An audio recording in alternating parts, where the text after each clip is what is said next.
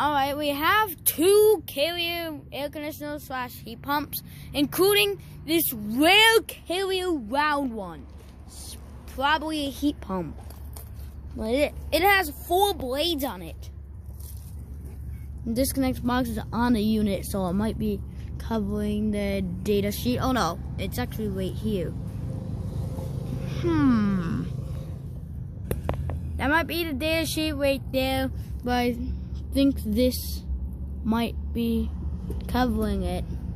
The disconnect box, unfortunately. Here you have this Carrier Tech2000, in which that's the same thing here. I think. Yeah, that's a data sheet right there. Okay, I think this is from the 1990s. And here we have 3 more Carrier Tech2000s. Can get be able to hit the data sheets this time, because the disconnect box is on the wall. Maybe that is for those 2. Well, we can for this one right here. Can even touch.